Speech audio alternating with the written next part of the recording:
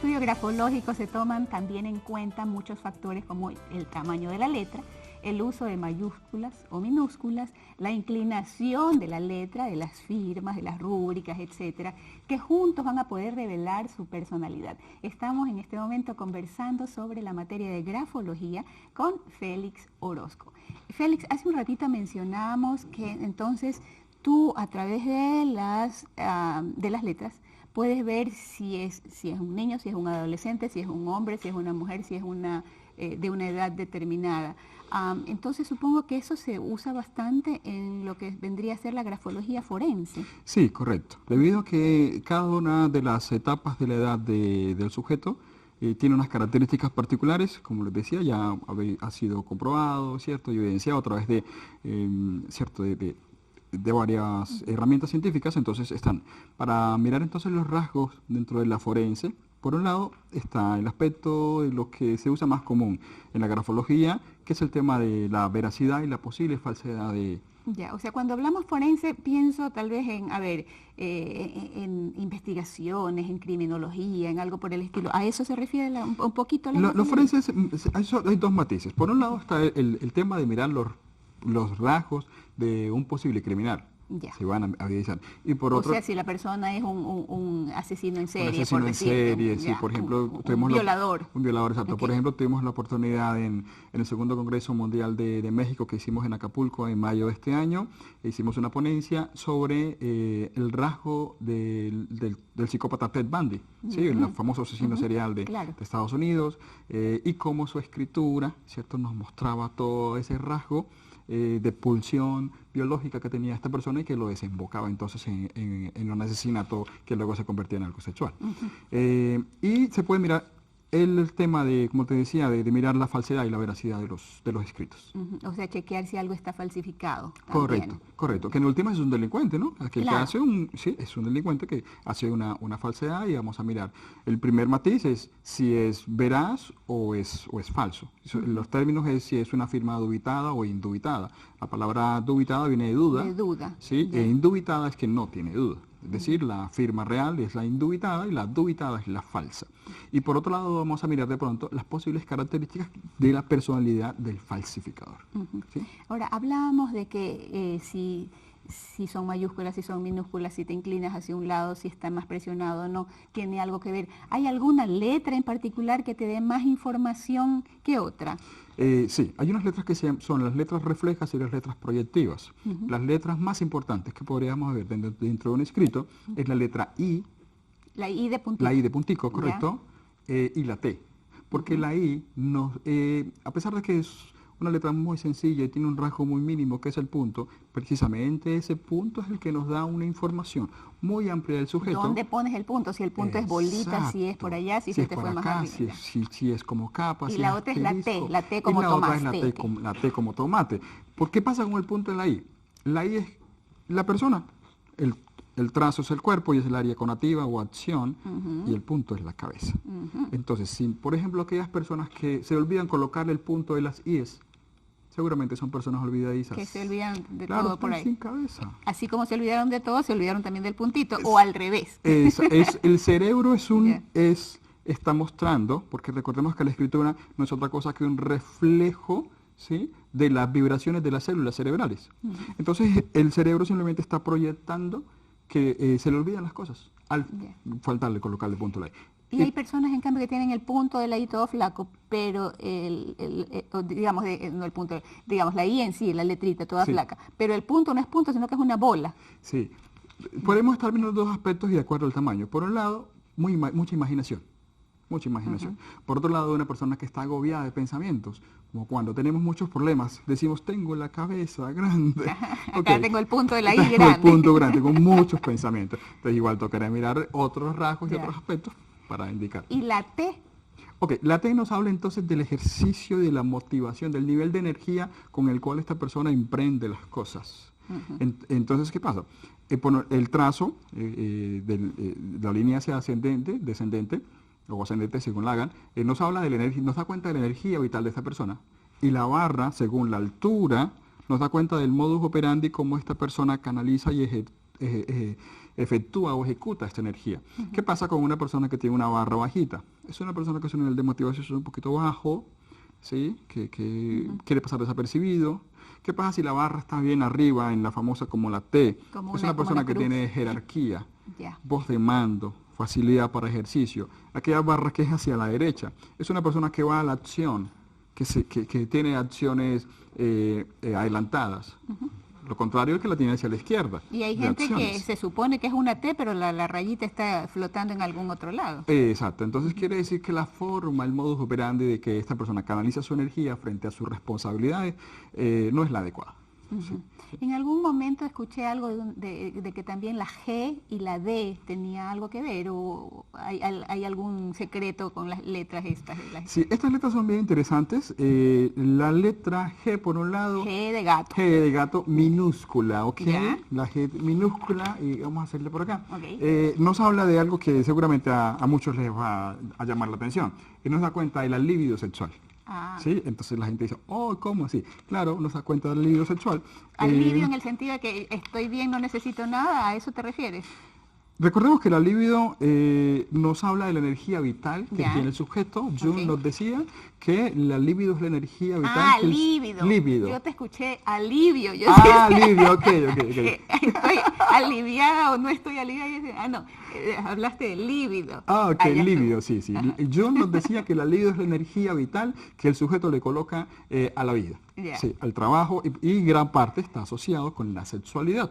Entonces, la G es una letra bien bonita, bien interesante. Una letra bonita. Sí, está compuesta por un óvalo inicialmente, y ese óvalo es el yo.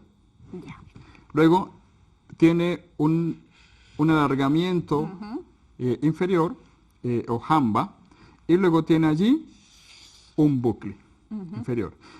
Aquí este alargamiento inferior o jamba es el impulso. El impulso, dijimos que era el yo, y este es el deseo. Es el deseo. Entonces, ¿qué va a pasar? Hay personas que hacen G así, hay personas que hacen G así, hay personas que hacen G así, hay personas que hacen G así, hay personas que hacen G, bueno, en fin, hay muchas variantes de G. Bueno. Entonces, de acuerdo a cómo esté constituido, este bucle inferior o esta bolita inferior nos va a hablar del nivel de deseo. Entre más grande sea la bola o más formada sea la bolita inferior, por hablar en términos más sencillos, nos va a decir el nivel de deseo que tiene la persona. Es decir, que una persona que tiene esta G tiene menos deseo a una persona que tiene esta G. Pero puede ser que tenga menos deseo porque ya no tiene deseo, porque ya la pasó bien bonita. También, ¿o no? No. Es cierto, en la constante. Quiere decir que esta persona es posible que esté canalizando su libido o su realización o su satisfacción más en otras cosas que no es la sexualidad, como el trabajo, el estudio, canaliza, ¿cierto? Esa libido hacia otro lado. Mientras que estas personas sí la canalizan directamente hacia su vida sexual.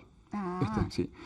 Entonces, y cada una de estas G pues nos va a dar. Entonces eso también nos sirve, no, es que de verdad que hay que ponérselos antes para que antes de firmar el papelito de me comprometo para toda la vida hacerle un escrito grafológico con Félix Orozco. Yo les digo, escriba al gato le gusta la gata. Ya vemos la G como tal. Otro aspecto, como estamos hablando, que nos muestra la G, es el tema del posible homosexualismo o lesbianismo. O sea que también, así como puedes ver si la persona es hombre o mujer, se puede chequear medio si es que si hay tendencias. Si hay tendencias, cierto, si no es posible. Sí, por un lado está la G, entonces tendría que ser entonces una G estilo 8. Una G estilo 8. O sea que tal vez una confusión. Un exceso, porque estamos doblando esa carga de deseo, correcto. Si de pronto además es pastosa y se detiene a ennegrear alguna, ya inclusive es un tema de sexualidad perversa, ¿cierto? Porque se va a detener. Tenemos este rasgo, y el otro rasgo precisamente me estabas hablando. De la letra B. De la letra D de dedo. D de dedo. D de dedo, correcto. Ya. La letra D de dedo es otra letra bien bonita, interesante, que nos arroja bastante información, porque la letra D, por un lado, está compuesta igual por un óvalo, y dijimos que el óvalo era el yo. Y una ampa o alargamiento superior. Y entonces, En un aspecto nos da cuenta, primero, del yo, y el alargamiento superior nos da cuenta entonces de la creatividad. Sí, ahí nos está hablando. Creatividad. De la creatividad, ¿cierto? De la búsqueda de la creatividad, porque en la parte superior, según más Pulver, están las ideas, está la espiritualidad, ¿cierto? Bueno, y todo esto. Okay. Sí. Y por otro lado, entonces nos da cuenta de ese óvalo, el mundo femenino, ¿sí? Y el trazo del mundo masculino, correcto. Ya. Tenemos un óvalo femenino y tenemos un trazo y Freud nos diría que es un falo. Un falo. Correcto. Entonces, ¿qué pasa con una persona un chico que de pronto tenga una inclinación más hacia el mundo femenino? Ese falo va a ser más pequeño, mientras que ese óvalo va a ser más grande. Interesante. Sumado al otro rasgo de la G, ¿no? Ahora, si es una chica que posiblemente tiene una tendencia hacia el mundo masculino, va a ser lo contrario. Ese mundo femenino va a ser más pequeño y ese falo, bueno, aquí me quedó mal peruano, ¿cierto? Va a ser, ¿cierto? Más grande este falo, más remarcado. Y cuando hay un equilibrio, entonces estamos hablando de... Claro, tenemos un equilibrio de sujeción entre el mundo masculino y el mundo femenino. Todos sabemos que los hombres tenemos estrógenos, que pues es la hormona femenina, y todas las chicas también tienen testosterona.